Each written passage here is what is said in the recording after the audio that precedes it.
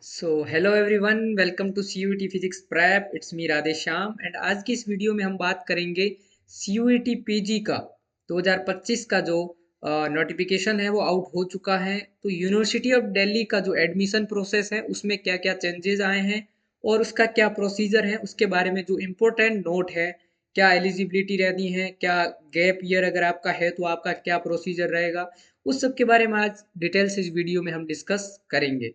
तो सबसे पहले देखो, CUET PG 2025 का नोटिफिकेशन आउट हो चुका है, फॉर्म फिलअप हो रहे हैं। तो आपको फॉर्म अब तक आपने, मैं आशा कर रहा हूँ, उम्मीद कर रहा हूँ कि आपने फॉर्म अब तक फिल कर लिया होगा। तो देखो यार, CUET PG 2025 का जो यूनिवर्सिटी ऑफ दिल्ली का जो एडमिशन है उसके इम्पोर्टेंट की नोट क्या है जो आपको पता होने चाहिए बिफोर अप्लाइंग। तो सबसे पहले हम जान लेते हैं minimum eligibility criteria for admission to post graduate programmes in DU, university of Delhi. तो सबसे पहले, for a candidate belong to unreserved category, OBC, NCL और EWS category, the minimum eligibility is 50% marks aggregate और equivalent grade in the qualifying examination as per programme specific eligibility.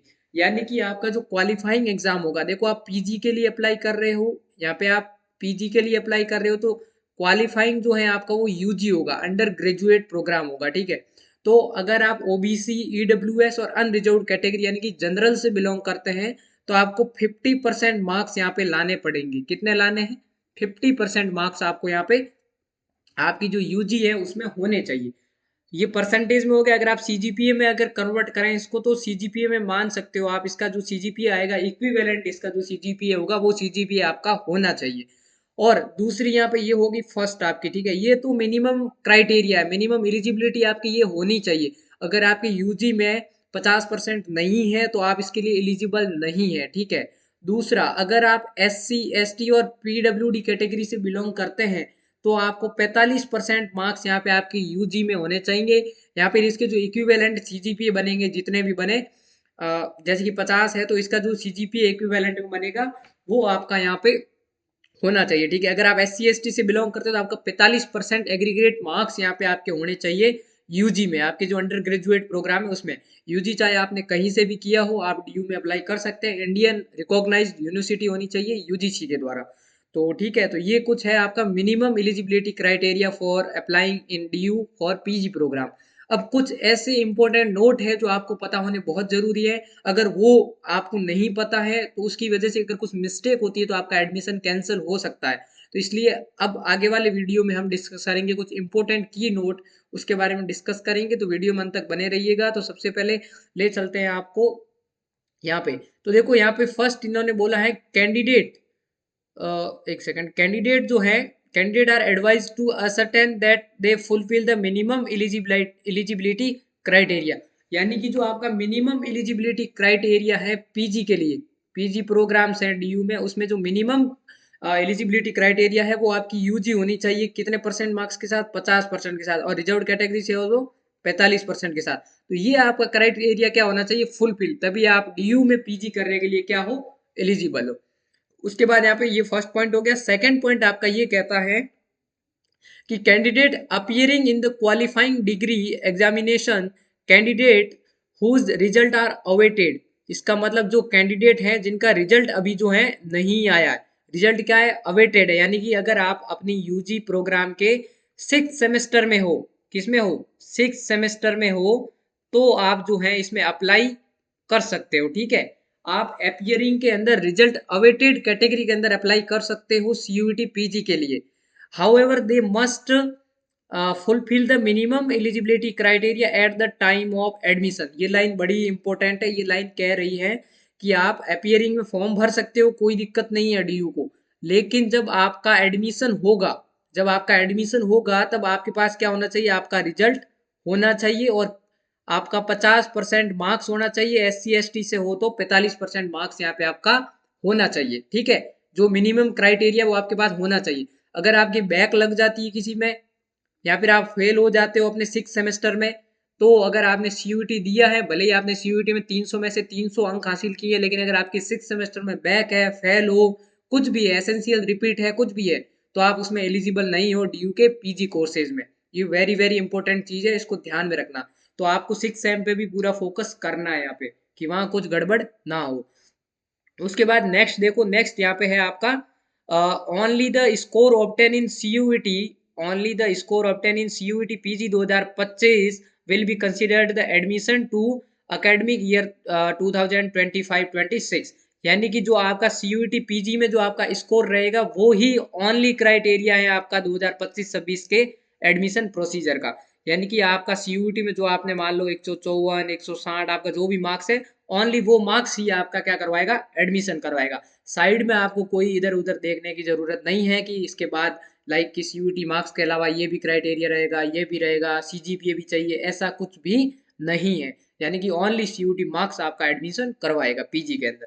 उसके बाद देखो, merit will be based solely on the score obtain in the CUET test paper. ठीक है, यानी कि merit आपके only CUET test paper के स्कोर पे डिपेंड करेगी और किसी भी फैक्टर पे डिपेंड नहीं करेगी। और साइड में इन्होंने लिख दिया है except for the programmes where audition test, sports proficiency test ETC are mandatory as per the requirement of specific programme.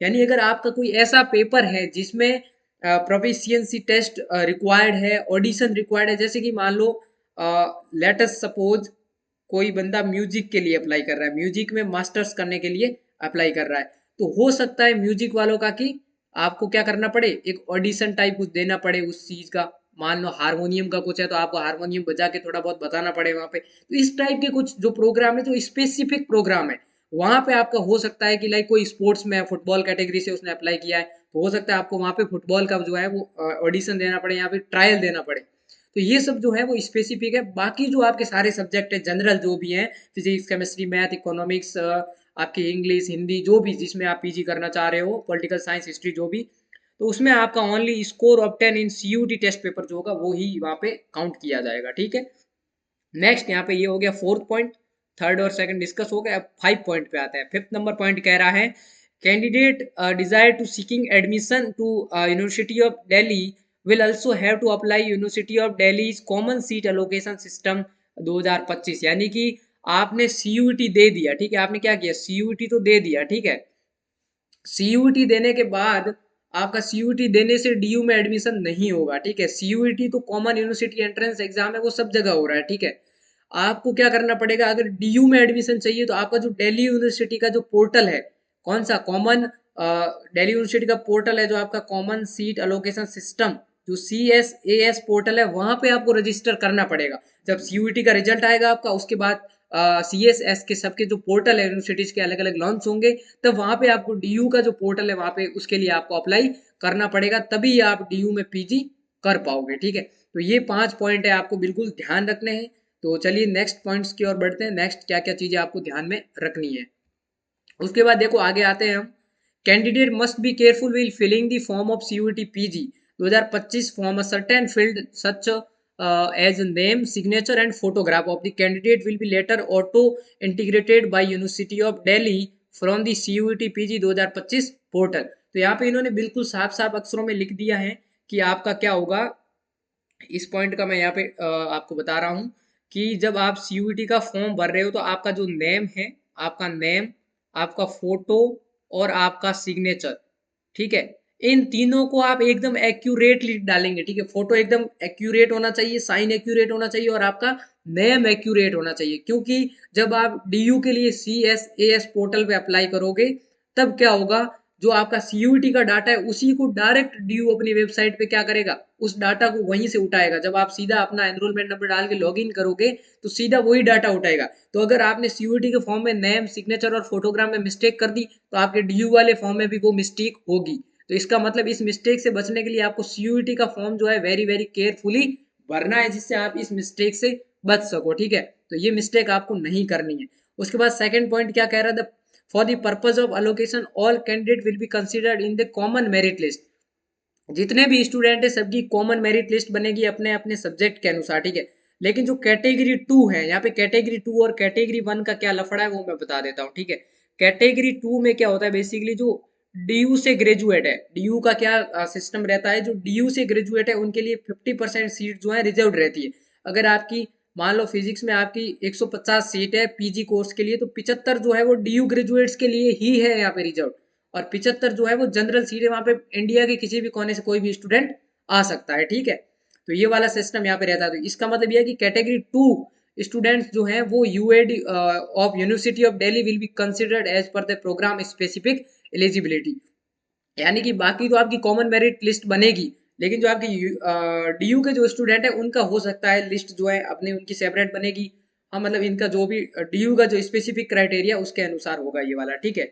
उसके बाद थर्ड पॉइंट है जो ये कह रहा है कि candidate belongs to SC ST OBC NCL, ठीक है, AWS PWD CW और फैन SGG, जो भी कैटेगरी है, have to upload a valid certificate document while applying to university of Delhi CSAS portal, ठीक है।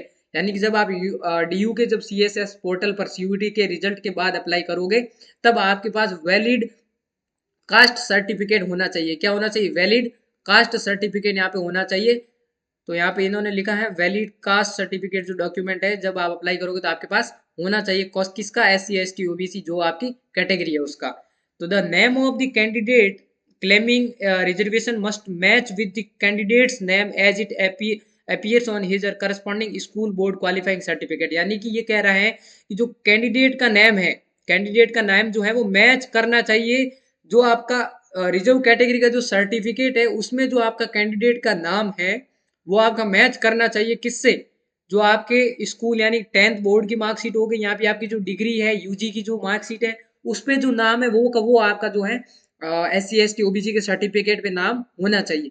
और आपका पेरेंट्स का नाम अल्सो मैच इन दी सर्टिफिकेट, यानी कि आपके पेरेंट्स का नाम भी मैच होना चाहिए। तो आप जब भी आप सर्टिफिकेट बनाओ अपना कास्ट सर्टिफिकेट, जब भी आप अपना कास्ट सर्टिफिकेट बनाओ तो आपका नाम, मदर का नाम, ठीक है, और फादर का नाम, तीनों करेक्ट होने चाहिए, ठीक है। ये वाला चीज देख लेना, तीनों एकदम एक्यूरेट होने चाहिए, नहीं तो आपका एडमिशन कैंसिल हो सकता है, ठीक है।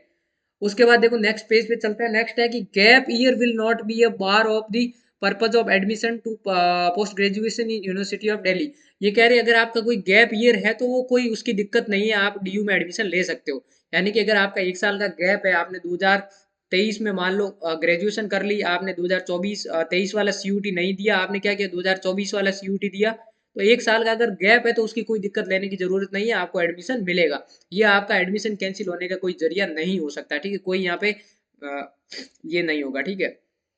उसके बाद ये है कि ये एक इम्पोर्टेंट नोट है कि एक साथ 2 डिग्री कर सकते हैं कि नहीं कर सकते, ठीक है। तो इनका जो एक रूल एंड रेगुलेशन है जो यूनिवर्सिटी ऑफ दिल्ली का, वो कह रहा है कि no student are allowed, no student of university is permitted to pursue 2 degree regular. यानी आप रेगुलर 2 डिग्री एक साथ नहीं कर सकते हो simultaneously either from university of Delhi और अदर यूनिवर्सिटी, ठीक है। आप यहाँ अदर यूनिवर्सिटी या दिल्ली यूनिवर्सिटी कहीं से भी आप 2 डिग्री एक साथ रेगुलर नहीं कर सकते हो। However, he may pursue a part-time diploma certificate program offered by the Delhi University's Department Center College if eligible। अगर आप किसी डिप्लोमा या फिर कोई सर्टिफिकेट कोर्स है, जैसे कि 6 महीने के होते हैं, 4 महीने के, 1 साल के, ऐसे कोई कोर्सेज है जो शॉर्ट टर्म कोर्सेज होते हैं, उसमें आप रेगुलर अगर आप पीजी भी कर रहे हो तो उसके साथ वो कोर्सेज कर सकते हो, चाहे डीयू हो चाहे कहीं और से भी, ठीक है। तो कैंडिडेट उसके लिए वेबसाइट पे चेक करता रहेगा। उसके बाद candidate who will be taking admission in academic session 2025-26, 25-26 में जो भी एडमिशन ले रहे हैं वो सब किसके अंडर आएंगे? सारे आएंगे पोस्ट ग्रेजुएट करिकुलम फ्रेमवर्क 2025, यानी कि जो आपकी न्यू एजुकेशन पॉलिसी है, नैप 2020 वाली जो पॉलिसी है, उसके अंडर जो पीजी का जो भी जितना भी इनका बना हुआ है नया रूल, जो नई एजुकेशन पॉलिसी के तहत जैसा सिस्टम रहेगा आप उसके अंदर लाई करोगे, यानी कि आप जो है न्यू एजुकेशन पॉलिसी के तहत इसमें आ जाओगे, ठीक है। उसके बाद देखो क्या है, candidate are advise to keep checking the website for the university of Delhi of academics and other update. आपको और भी कुछ भी अपडेट और अदर अपडेट चाहिए तो आप डीयू की जो भी वेबसाइट है आधिकारिक, उस पर आपको कौन सी वेबसाइट है उसके बारे में अभी डिस्कस करेंगे, ठीक है। तो वहां पे आपको चेक करते रहना है रेगुलरली जो भी न्यू नोटिफिकेशन आता है, ठीक है।